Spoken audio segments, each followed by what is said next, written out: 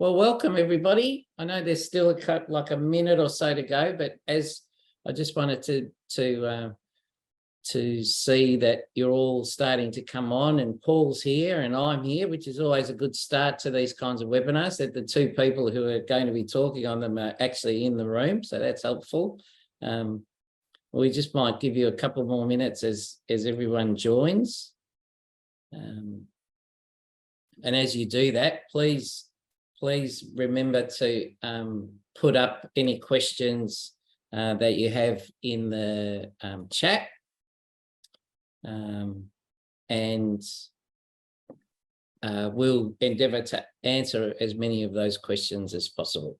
So please do that.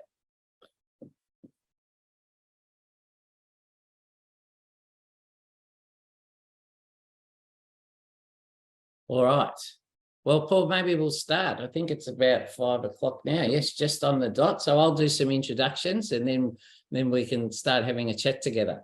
And it's really, really nice to have you here. I know it's quite early in the UK, and it's a little bit later here in Australia, but it's lovely that you've joined us. So thanks to everybody who's registered and are coming on now. I'd like to just talk a little bit about the National Centre. So the National Centre has been set up in response to the Royal Commission into Institutional Child Sexual Abuse.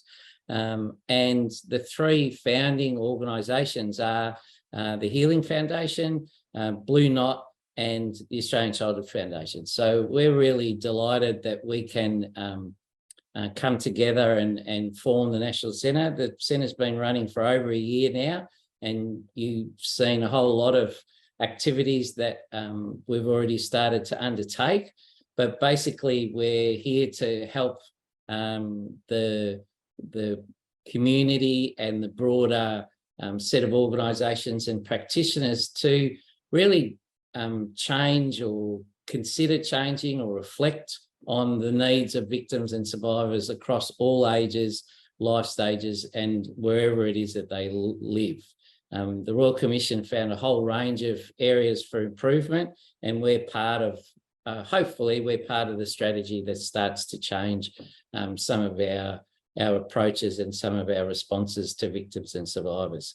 Victims and survivors are part and parcel, are integrated into our governance structures. So that's really important to us, that we continue to work alongside them and use their perspectives, their insights into helping us to think about our work and think about what are the changes that are necessary. I'd like to also, whilst I'm acknowledging the significance of the contribution of victims and survivors, also pay my respect to the traditional owners of the lands that we're all on across the country. I'm on the lands of the Wurundjeri people of the Kulin Nation, and pay my respects to their elders past and present. And we with the Healing Foundation as a founding member of the National Centre, we have a really strong commitment to ensuring that whatever it is that we do it in partnership with the First Nations people and First Nations communities. And we're also really proud to be able to support through our work, our collective work, the referendum and saying yes to a voice to Parliament. So just a couple of reminders as we go through, as we start. There's a whole range of support numbers that we've put up on the screen right now. So if in the event that you do need some support, as you listen to us talk, it activates something in you, or you just may find some of the conversation difficult or complex, then here are some great lines that you could speak to and and seek some support yourselves. The session is being recorded, and we'll be putting the recording up on our website very soon. So that's another way for you to kind of see what kind of work that we're doing, is come back to the National Centre's new website, which will be up in the next month or so, or the next few weeks, I think. And you'll be able to see not only this webinar, but all of the previous webinars and the one that's about to happen very soon. So that's all of the introduction. What we're going to be talking about today is about compassion. And I am really delighted to have Paul Gilbert here with us. Paul's been here last year, I think it was the last time that you were here, Paul, for the ACF Trauma Conference, and it was a delight to listen to you talk.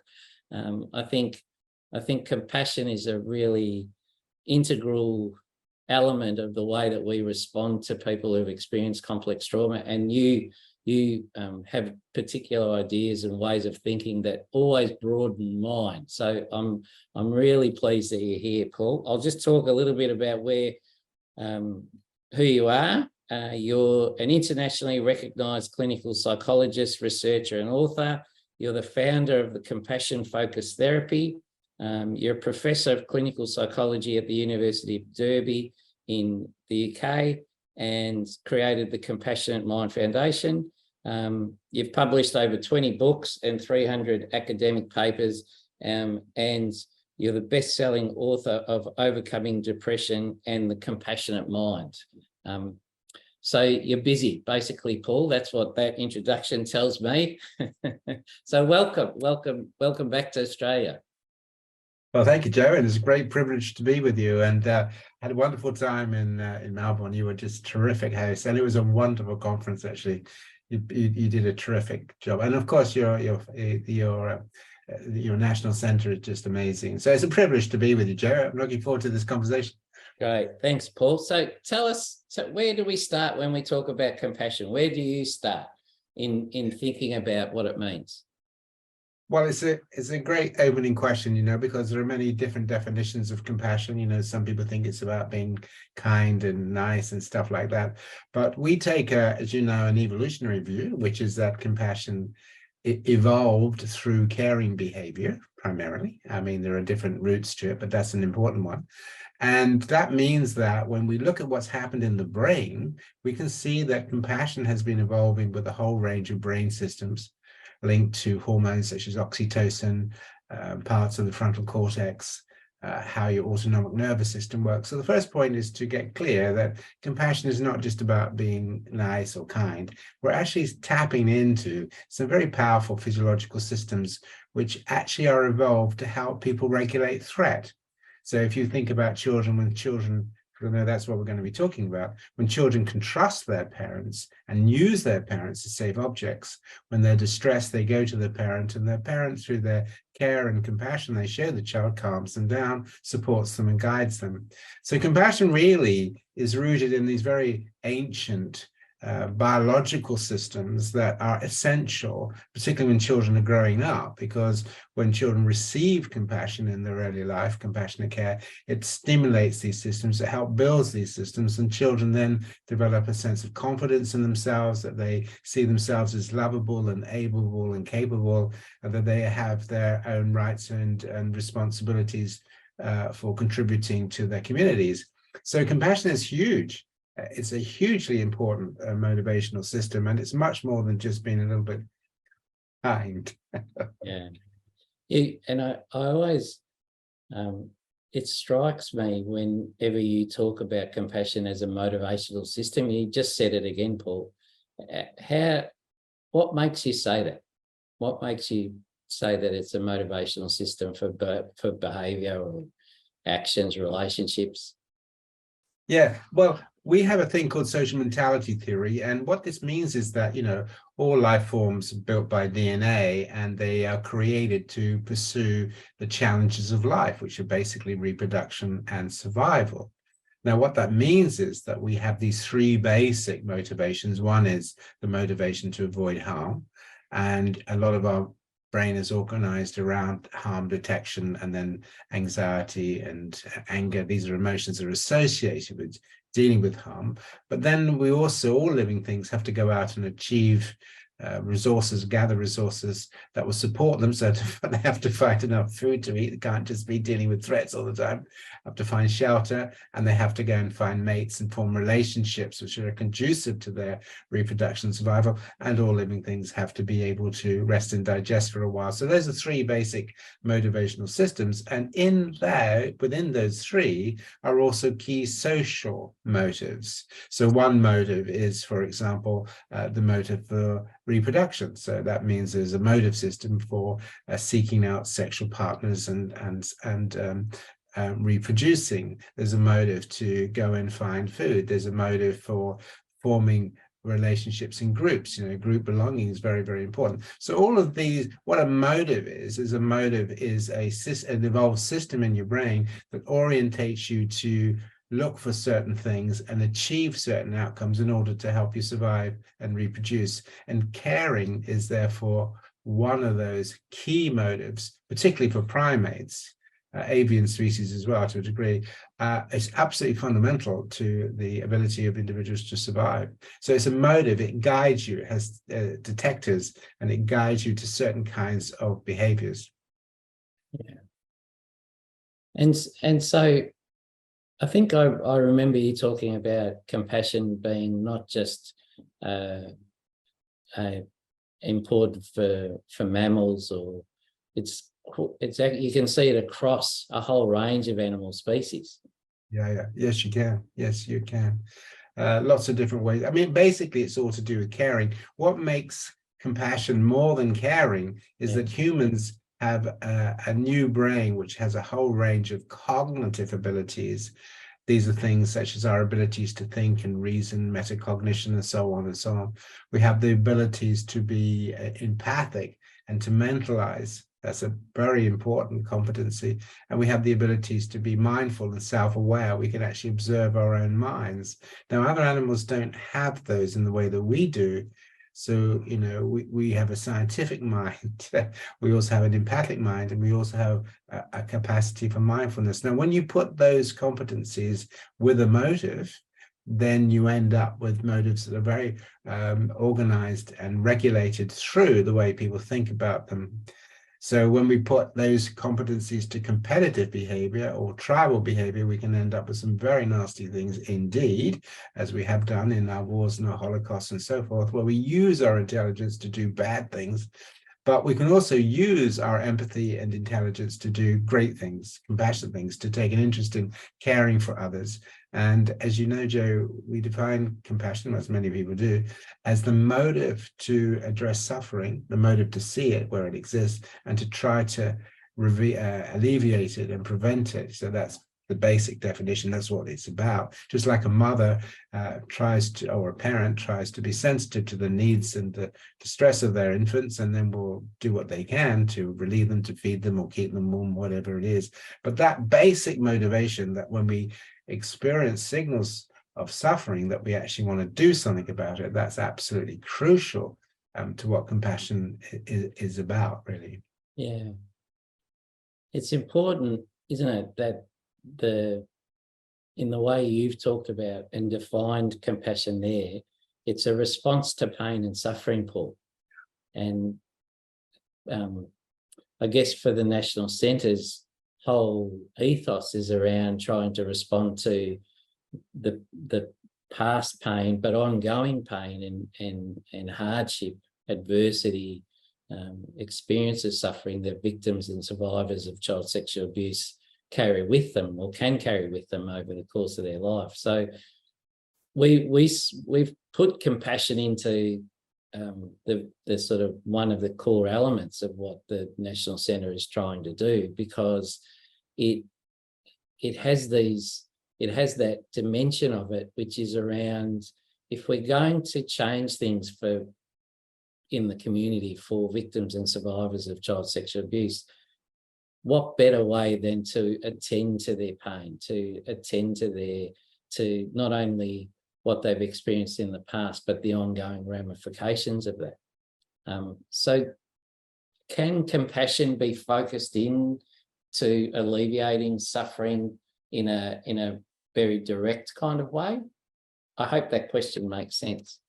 Yeah, no, absolutely right. And I mean, this is what we call narrow and broad versions, aren't there? So narrow would be then focusing on the individual. Now, when you're dealing with the individual, what you're doing, particularly for people who have been sexually abused and maybe rooted in shame or fear or whatever, they haven't really had a chance for these systems in their brain, which are linked to things like your frontal cortex, to mature. So part of what psychotherapy is doing is helping these children and later adults get in touch with the part of themselves that can be compassionate to themselves.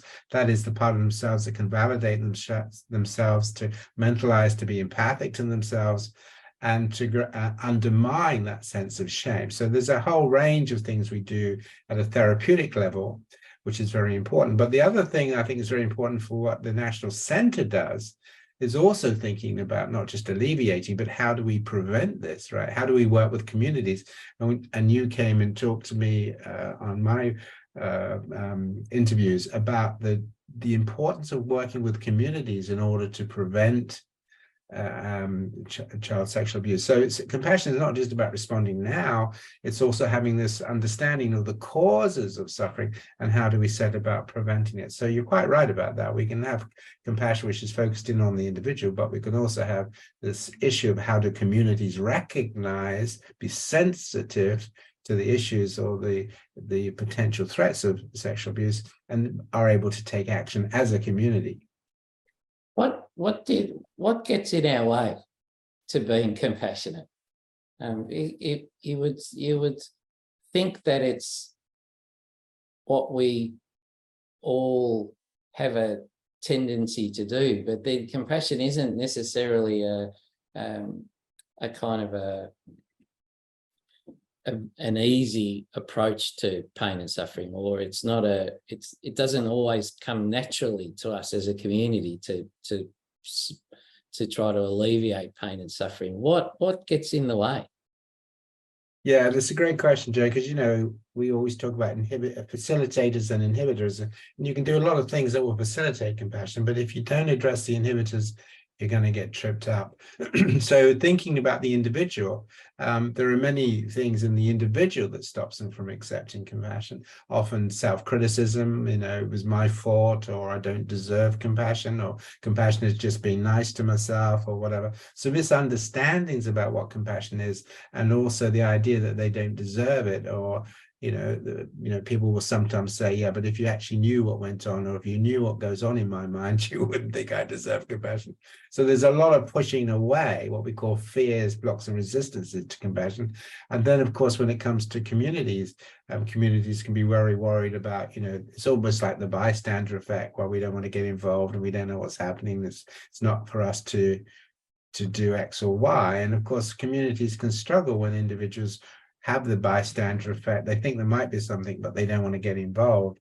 So there's a whole range of reasons why communities don't legitimize themselves in order to be more sensitive to what might be going on in other families. And then, of course, schools, as you know, and you've done a lot of work on this, how schools can become much more sensitive to the potential for their children to be showing signs of things going wrong at home.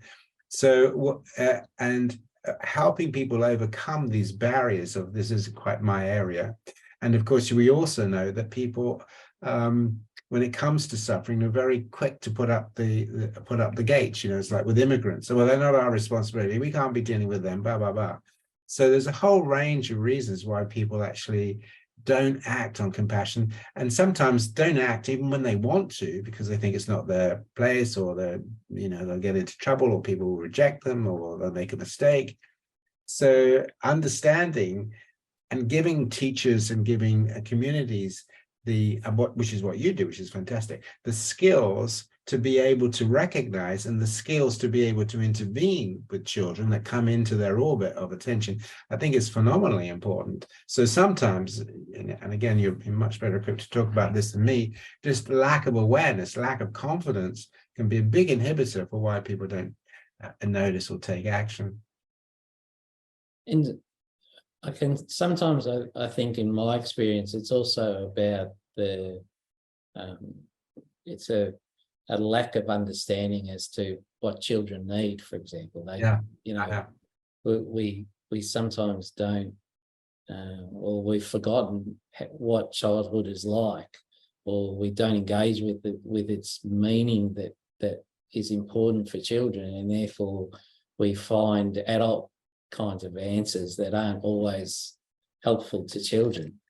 When it's another adult, so when we're talking about survivors, people with lived and living experience of childhood sexual abuse, do you find that are your thoughts similar, that there are practices or approaches, or there are attitudes that separate us from being able to show compassion to adults who've experienced that as a child?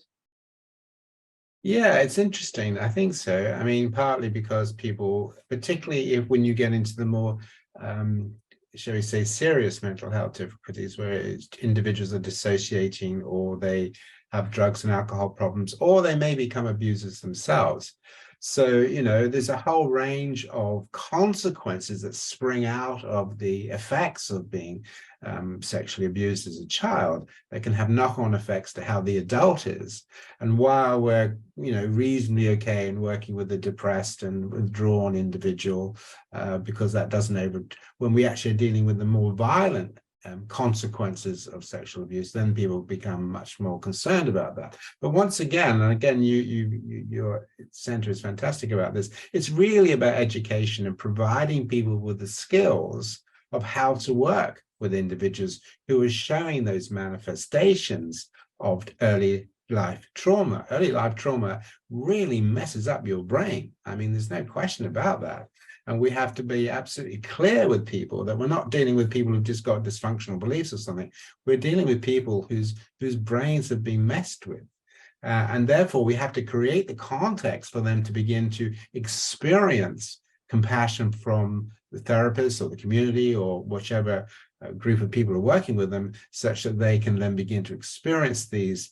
And when you experience compassion, then you can start turning these processes on. But, I worked in a locked ward. We used to take women out of prison whose prison sentences had finished, but they were still in the process of, cutting themselves and swallowing batteries and doing all kinds of stuff. And all of these, and they could have done some quite harmful things themselves, but all of them had been abused. So it's really quite important that when we work with the consequences of abuse, that we realize that sometimes, these consequences are people that are in our prisons. You find lots of people in our prisons who as children were abused, both sexually and physically. So it's a fantastic work you're doing, Joe, because, if the prevention of all this stuff is just so important. So if we move to compassion-focused therapy, Paul, tell us actually, before you answer that question, what made you get interested in compassion in the first place? Okay, well, so I've always had a Buddhist leaning, but that was sort of separate. And my PhD was in severe depression and suicidal depression. And so that was my treatment area. And I primarily learned CBT. I did a lot of psychodynamic training later, but my first training was in the 70s in CBT. And Tim Beck used to come over from America because Ivy Blackburn, who was in Edinburgh, was doing the first clinical trials, right? So I learned a lot of CBT. So what would happen was, I gave you one particular example, which I often use because this person was amazing for me, taught me a lot. A depressed person would have negative thoughts like, I'm no good, I'm a failure, the abuse is my fault, or whatever it is. And you could help individuals with CBT stand back and reevaluate their thought and come up with alternatives. And these alternatives were partly to do with what is the evidence, but also, is that alternative helpful to you? Would you speak like that to a friend? How would you support a friend? And clients could do that, So I had a woman who was and had a very difficult background in all kinds of ways, and felt that she shouldn't have been born because she'd been adopted. But she'd actually made a good relationship with her partner. Her husband was good, and she had 3 lovely children. They were doing well at school, and she had friends. But nevertheless, she had this basic underlying belief. She had a bipolar depression, actually.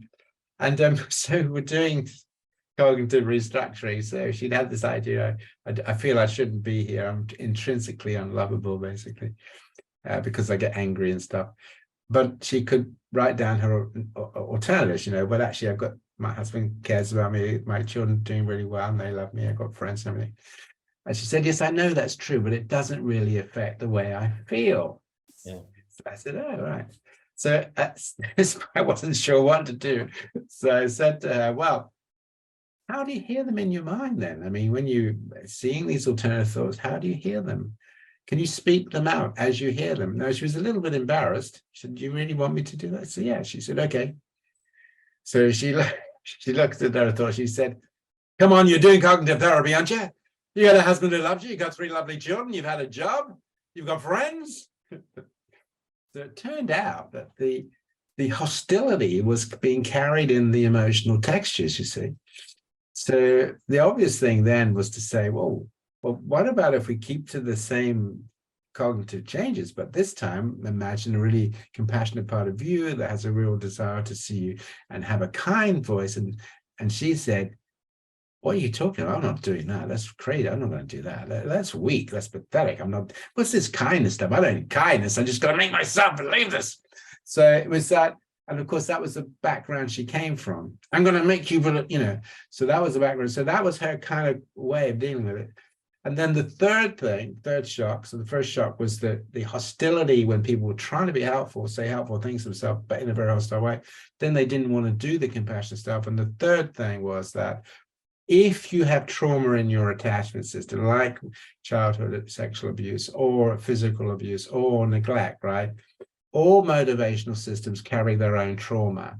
So, for example, if you like going on holidays, you're an explorer, you're very motivated to find the new, but then one year you get very badly beaten up, the chances are the next time you see an advert for holiday, particularly if the place where you went, the first thing that would come back at you would be your trauma memory. You would be, oh, right? So, but it wouldn't affect your love for your family, okay? Or it wouldn't affect your enjoyment of going to restaurants. I mean, it could a little bit, but generally not.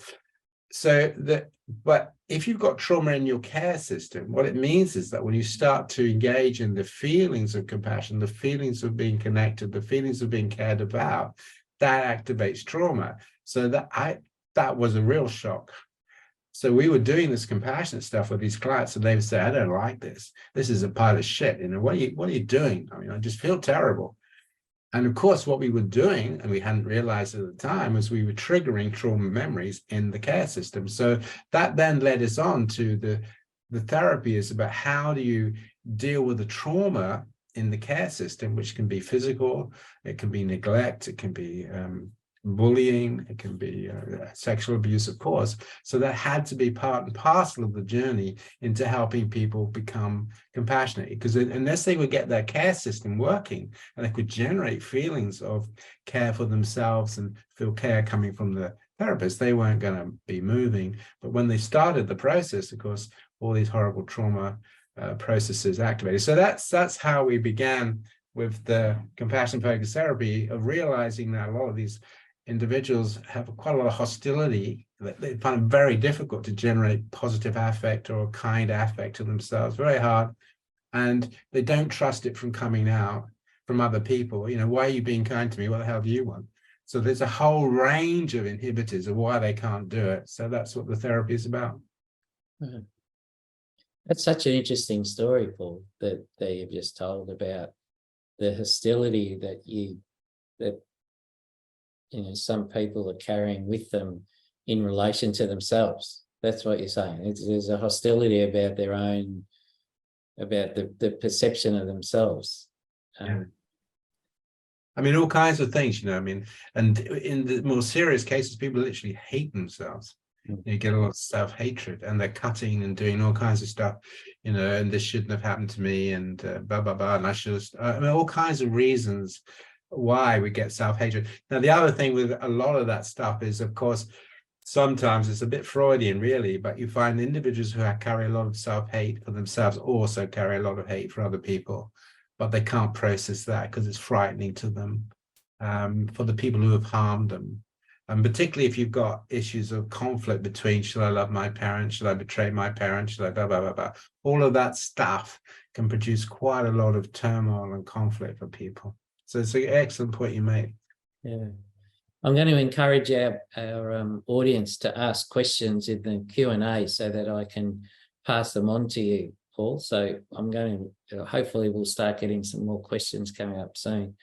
So that was your way in. You understood that a traumatized caring system is a block to a compassionate mind, a compassionate approach to yourself. So what's compassionate focused therapy then? How does it work? Well, one of the things was this lady had to guide me, really, because I was just falling over myself all the time. So basically what we found was that you can certainly teach certain practices like breathing practices that are designed to stimulate the vagus nerve, because the vagus nerve, which is part of your autonomic nervous system, is really very useful for compassion. But the other thing we found was that you do need to work through the rage and the grief. So one of the things that we do in CFT is called the empathic bridging. So with this particular lady, things like, she'd be beaten, sent to her room and told that she was no good and stuff like that. So she'd tell me these stories about how sometimes she would, she'd be hit and sent to her room. And one day she told me the story about how she was looking out at the stars and crying, and the stars were twinkling. So she imagined that her biological mother was still out there, and these stars were going to form a chariot, and this chariot was going to come out of the stars and take her and rescue her from this awful situation. And of course it was very moving, right? So I said to her, oh, that's so moving, that's as a child you felt so lonely, when you're beaten and stuff like that. And she said, yeah, but that's how you just had to get on with it. I just had to toughen up. I just had to sort it out, how to do it. So what you get with these individuals is they've learned to dissociate from grief pain. Okay, so you have to keep bridging in. So week after week, we'd have a memory like that, and I say, that was very painful for you. That was very, very difficult. She said, yes, it was, but I've got over that now. And then gradually, you see the face change. And then gradually, you see the water in the eye. And then gradually, you see them. And then sometimes when they really engage with it, they engage with the terrible pain, the terrible loss, the terrible loneliness, no one there to protect them, no one there to help them. They never felt that they were loved or wanted. And that in the therapy can be very overwhelming. So the therapist has to be prepared for that. So you have to empathically bridge on a regular basis that you keep giving voice to the emotions that they don't want to have to feel. And it's the same sometimes when you're dealing with rage. You can feel the rage in the client. You say, so, when that happened to you, you must have been you must have really wanted to get your own back, or to have a great sense of rage to this person. They said, yeah, but the rage is a bad thing. I'm not an angry person. I don't do. And as soon as somebody says to me, I'm not an angry person, you know exactly what emotion you're going to go after. So again, you have to keep gradually letting them tolerate a little bit until they can experience anger. So compassion focused therapy really is creating the conditions for individuals to begin to be able to become compassionate. Okay, once individuals can start to become compassionate, you're on your own. But you can't just do it. You've actually got to sort out all of the trauma in the care system, the distrust, the pushing away, the inability to deal with their own emotional pain, their inability to tolerate and care for their own emotional pain. You have to do all that work. That bridging concept that empathic bridging is a lovely frame to use with grief that is, I guess, unspoken or not experienced or distanced. The idea, do you have a sense of what it takes for a person to actually find their way to that grief after many years, and then once they start to experience it, what it takes to integrate it is. Does that make sense? I think, yeah, it's a great question. Well, I think you're very good at all this, particularly using the attachment theory. So they need a secure base. They need to be with somebody they trust. That's really quite important, and is not going to shame them. And also, what's quite important when you're doing this work is not to hurry them along. So if you're a cognitive behavior therapist, which is great, you don't want to keep badgering them with what's going through your mind, what's going through your mind. You have to be able to sit and just tolerate, sit in silence, right? So often I would just sit in silence and just allow clients to kind of be with their pain, and maybe say a few things like, you know, this is extremely painful for you, and you're showing a lot of courage and being able to see what you've carried all these years. So you just do this empathic work, really. So that's the main thing, I think, with empathic bridging, that you are able to give voice to the emotions they obviously can't. So every time you are able to say, that must have been very painful or very lonely, or there must have been a lot of rage for you, and they say, yeah, but, and as soon as they do, yeah, but, you know, they're blocked off from it. And the key thing is, don't give up, right? It could take weeks of this process before you start to see the changes in the nonverbal and how they sit and how they sigh on their faces. Because I've certainly in supervision, you know, I've done this, and you know, some of my young therapists say, oh, I've done it a couple of times, it doesn't seem to work. Say, well, a couple of times, Yeah. You haven't even started, you know. So it's just helping people to take time and to appreciate that you're changing people's brains, you know, not just changing what they think. Yeah. I've got one question here, Paul, which seems like a good one to ask at this juncture. What are ways to respond to clients, to the people that we support? What are ways to respond to them when they're when they've been triggered by the compassion you're showing to them? Yeah. Well, I think it's a wonderful question. So the key thing is really put it out on the table. Say, okay, so when I'm like this, that seems to trigger you. Okay, so can we have a look at that now? And then CFT does a lot of psychoeducation, so we give them a lot of explanations, and sometimes we draw little diagrams of emotions. So, you know, if when people who should have cared for you didn't care for you, your expectations or your body has learned that being cared for could be dangerous, right? So you then engage in discussions around how and why they think that compassion could be dangerous for them, and invite them to explore that. So that's one of the things. And then inviting them to think about, is this something you'd like to develop? Would you like to be able to become more compassionate to yourself? And the first response is usually no, not really. So you say, okay, well, let's have a look at that. But remember, over time, it's a drip, drip, drip. You know, you don't have to convince people that on that particular session, but you might come back to it on a later session, and you might come back to it, you know, how was it last week when we talked about this and talked about that? So you really carry the compassion for them until they can begin to experience it a little bit. But the key thing with people who are being triggered is pull back from it, explore it, so that they understand what's happening.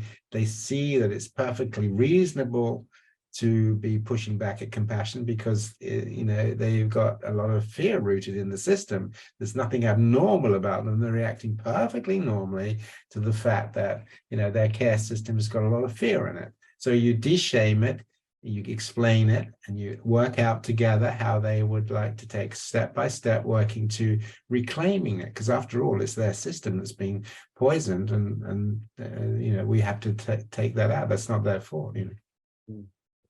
So just like hostility was the kind of tenor of the self-conversation, that self-narrative. When compassion started to kind of become more present for somebody, and they've experienced you empathically supporting them to feel the pain, experience the pain, and to grieve about it, but in whatever way they want. What's the kind of tenor? What's the quality of the voice that you start to hear then? Well, interesting enough, of course, they obviously for a while internalize you. Okay, they might hear your voice or whatever. But one of the things we also do is to invite them to imagine having compassion conversations. So we might invite them to imagine a compassionate other. Can you imagine a real compassionate friend or mentor or guru or whatever, or the parent you never had? And of course, in a lot of the spiritual traditions, you have images of God or the Buddha or whatever. So these are not particularly new ideas of creating an internal dialogical space of imagining. And so that's one way in which you can help them to begin to do that. So the idea is that they begin to experience a much more gentle voice tone in their heads. They begin to experience a much greater sense of comfort, of being supported.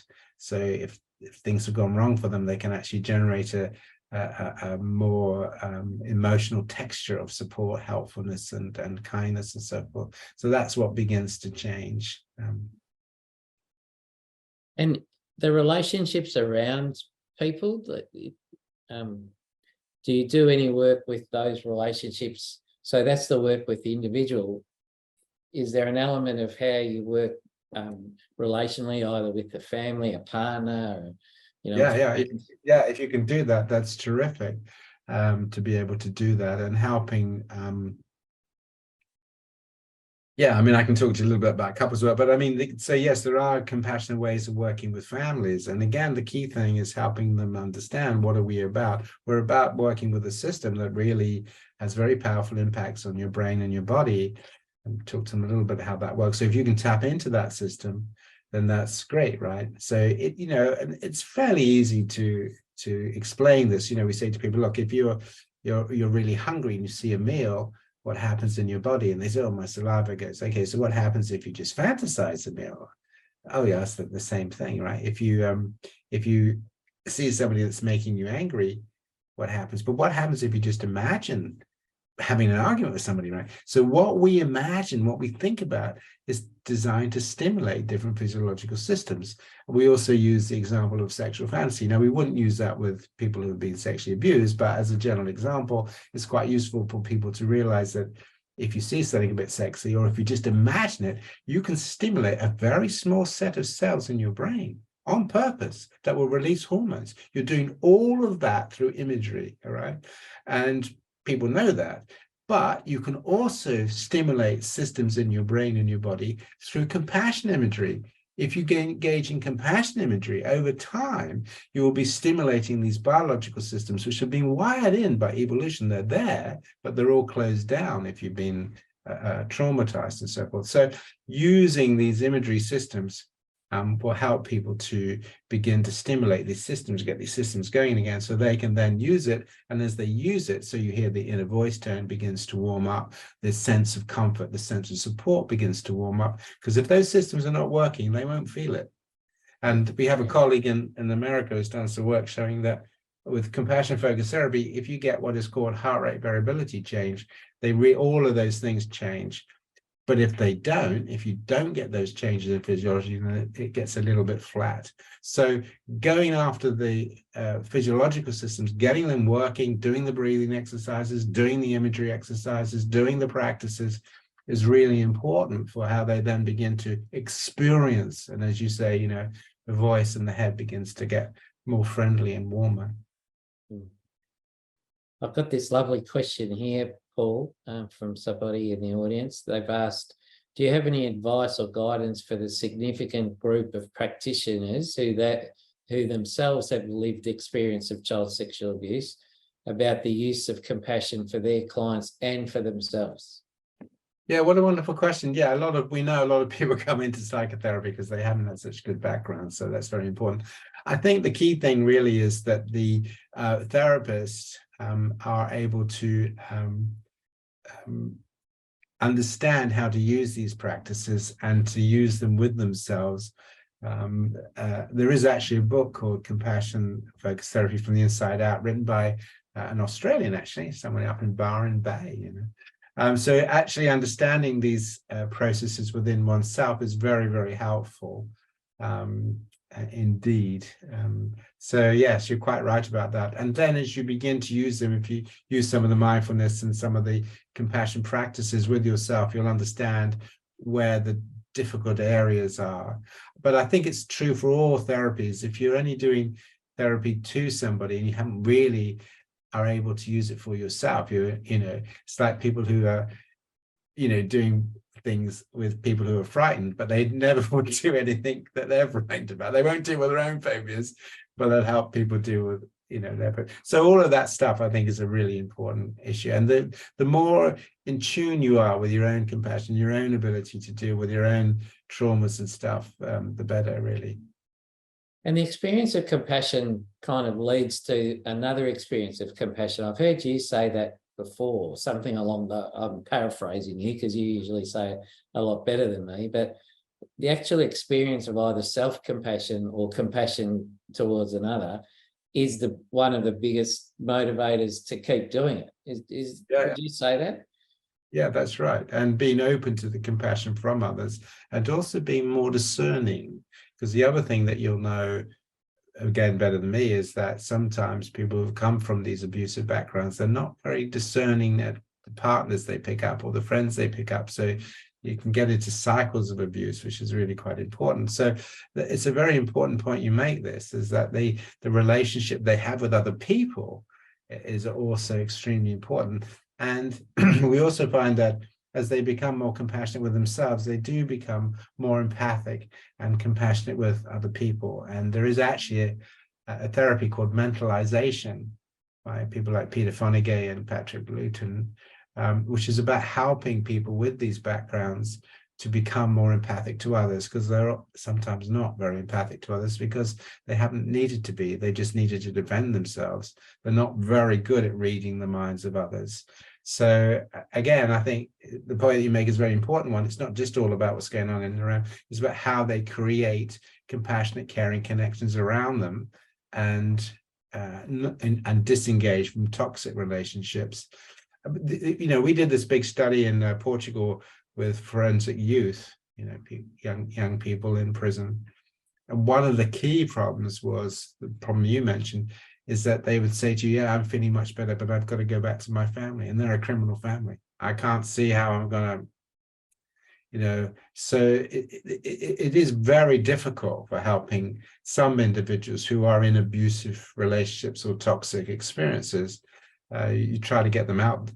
We've been involved in women's refuges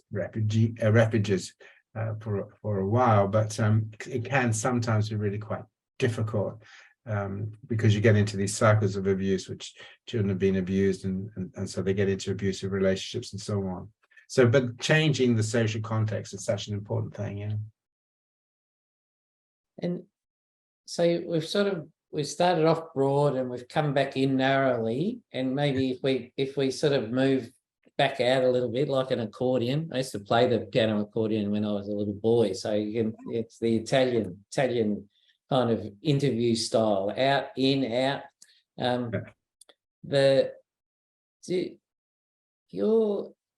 What's it going to take?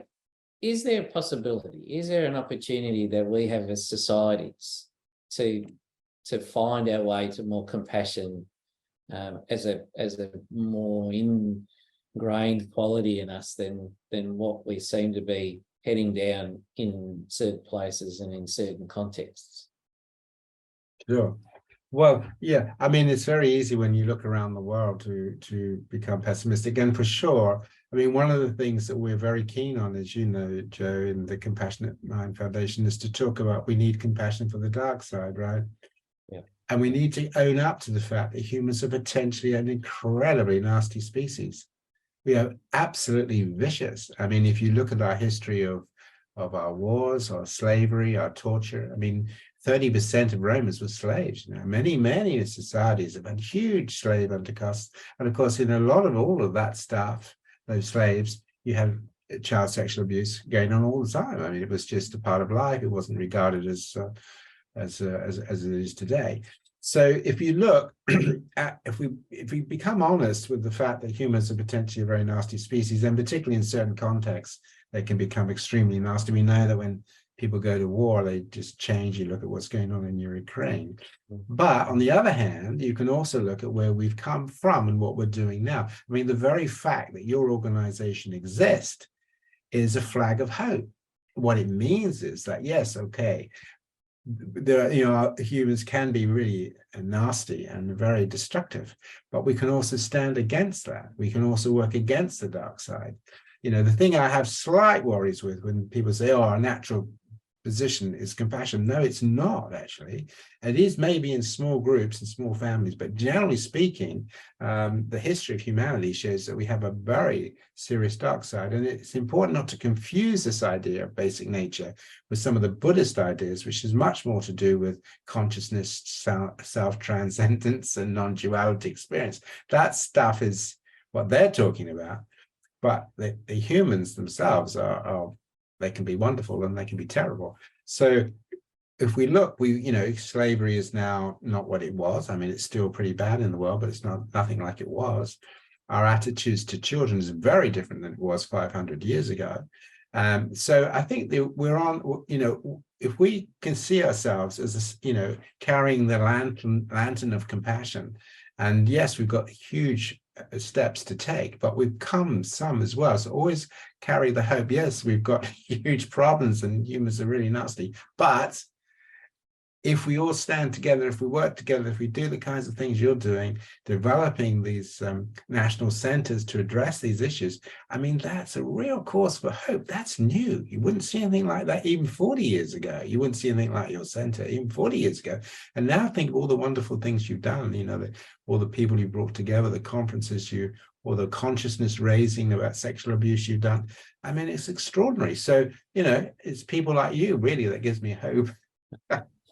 Well, that's lovely of you to say, Paul. There's a whole lot of people that I think can lay claim to all of that sort of work, really, and you're one of them as well. It strikes me that our systems need to become more compassionate too. Yeah. Our systems, our mental health systems, our prisons. You talked about prisons, youth justice, out-of-home care. Services. There's so many areas in which victims and survivors of child sexual abuse come into contact with on a daily basis. Aged care and housing services. Are there some ingredients to compassion when it's outside of the therapeutic process that you can leave us with? Yeah. Think about. I think it's great. So we're working with various groups of, there's a movement now for compassion in business. That's the idea that businesses should become more moral. There's the Compassion in Schools program where we teach children compassion. So there's a whole range of things going on. There's also compassion in politics. I mean, you and I have talked about this. One of the key problems we've got at the moment is this constant battle between competitive self-interest, me first, the me first individuals, which is the right-wing agenda, because they're all into protecting their rights and so forth, which is good, giving people opportunities, which is good. But you've also then got to have duties of care. You've got to have the responsibility to care for those who don't have the opportunities, for those who don't have the resources, those who can't quite make it. If you only have that self-interest first and not the other stuff, then you're in trouble. And in my country, UK, we've seen the consequences of that over the last 15 years, the decimation of social services, the decimation of a healthcare system, and if you think about what it was like after the war, ourselves in Australia, we built up systems of care. We wanted to create a new world. We wanted to heal the wounds of the past. And we did that because we were all committed to building a new world. But if you let self-interest without responsibility for a duty of care flourish, which it has in our country, then you get into trouble. And that's the key political issue, right? We're not wanting to stop people from competing or, like in sport or whatever, but you must have referees, otherwise people will cheat and they'll exploit, which is what they do. So I think we all need a duty of care to think about how can we move our political discussions such that we want to hold both opportunities, people's freedom to pursue what's important to them, but the concept of the duty of care. Politicians have a duty of care to their populations, and that certainly in our country is completely hasn't happened at all, with all the tax cuts and all that as well. So that's what we're working on. How do we have a duty of care and have those discussions and stop this constant conflict between parties about you're better than I'm better than you and you're rubbish. No, you're rubbish. No, you're rubbish. No, you're rubbish. We've got to stop that silly adolescent way and actually thinking about what are the different ways in which we can solve our problems, and let's work out which we think is going to be helpful. So it's all about what will be helpful, what is the duty of care in this situation. There's a few people agreeing with you.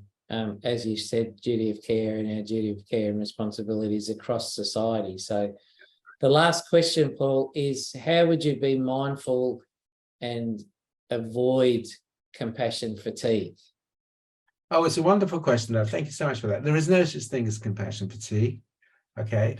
What there is burnout and fatigue. So what you find is we've done a lot of research. We published a number of papers in 2014-15, which you can have a look at if you want to. So what we found was in our nurses, actually, they wanted to give more care to their clients, not less.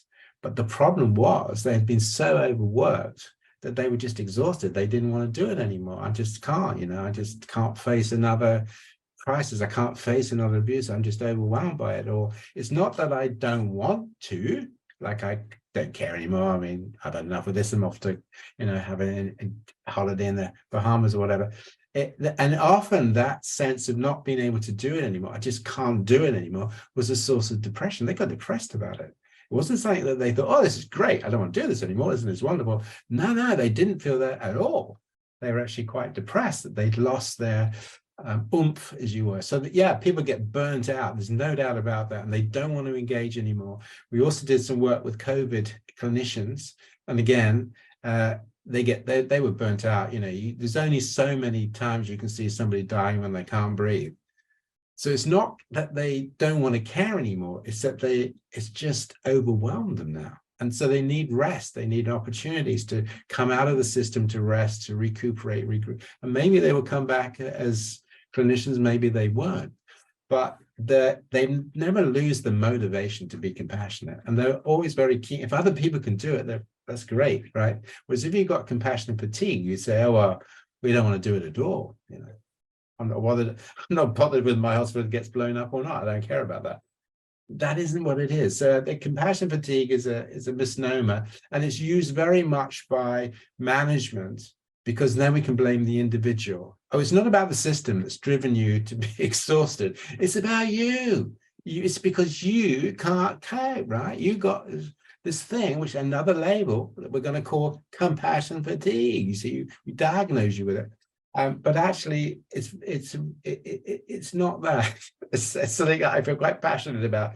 It's usually not the staff. It's that they've actually been, they're very angry with how things have gone. We're angry with the system. They feel exhausted by it. They have had a lot of pain. They've gone numb. There's a wonderful song actually by the Pet Shop Boys called "Numb." Okay, and that's sometimes what people are feeling. So if you're going to listen to that song, okay, it's a brilliant song. I play it to I used to play it to my clients sometimes about, I just don't want to feel this pain anymore. I just don't want it anymore. That isn't compassion fatigue. That's just being absolutely overwhelmed. Sorry, I've gone on a bit much about that. No, Paul, I knew that you don't like the word compassion fatigue, and someone had asked us, so it was a perfect opportunity for you. That was a wonderful question. Thank you so much for that. But you do get burnt out. You do get exhausted. There's absolutely no question about it. You do get overwhelmed. You do get into dissociative states. There's no question about that. Yeah, and it's important. It's like a nice. I mean, it's not a sort of a positive note in one way, because we're talking about what it takes to keep trying to do the work that we all do. But at another level, it's being real too, isn't it? It's being honest with yourselves that you need a break. Sometimes you need to switch and do something else to give you a bit of time off from what you were doing in interfacing with people, and doing something else that enables you to recover and recoup, and then potentially going back into those sorts of roles. All of that is really, really important. I think we don't give ourselves enough permission to experience that, to believe that about ourselves. So it was lovely that you spoke about it so clearly and honestly, Paul. Yeah, no, it's great. And the point you make is such an important one, that all of us need rest. You know, if you're a runner, right, and you realize that you've got hamstring problems or whatever, you need to rest. You know, if you're getting pain or whatever, you need to rest, right? It doesn't say, oh, I don't want to run anymore now. No, you just rest, okay? You all of us have our limits of tolerance, and if we push over the things, then we will start to suffer. You know, it doesn't matter if it's physical, if you're doing something physical like being a marathon runner or whatever it is, or you're a therapist, you're working your emotional system day in, day out, but you can only do that so much without realizing, okay, I need to take some time out now. And that actually is a part of self-compassion, of recognizing I'm limited. Yeah. I'm not an endless font of everything. I'm a human being. I can do so much, and I'll do that. But then I need to do a bit of self-care, take myself out. You know, the reason that I remember coming into this, an elderly therapist who was one of my supervisors, says, you know, really, ideally, we should take a year out after every 5 years. But you can't do that because you need to pay the mortgage. But actually, that's what you should do. You should do 5 years and then take a whole year out. And that, I think that's true, but it's not possible to do that. Yeah. But we need our rest, Joe. We need our rest. We need our fun. We need our play. We need the people that love us to look after us. Yeah. Well, Paul, thank you so much. That was such a lovely conversation. We covered a lot of territory in an hour, and by the kinds of comments and questions that we've been getting, I think it's been really well received and a lot of people interested in what you've had to say. So thank you so much for getting up early and doing the webinar with us. We've got another webinar coming up soon, and one of our lovely team is going to put that up. There it is. It's on the 22nd of June, so in a few weeks, and it's with Helen Milroy, who we all know and admire, and Graham G and Fiona Cornforth from the Healing Foundation. So I'd really encourage you to come online or register for it, and be able to listen to those three really significant leaders in their field, in the work around First Nations people. I think there's one last slide that's going to go up, where there it is. So we'd love your feedback. It's a very short survey, so if you would like to give us your feedback and tell Paul and I whether you liked what we were talking about or not, and anything else, you can scan that QR code and it'll take you to a survey monkey. So thank you to all of you who've stayed on and come on and listen to me and Paul talk. Paul, thank you very much again. I'm sure that we'll get a chance to do some more work together soon. That's wonderful, Joe. Thank you so much.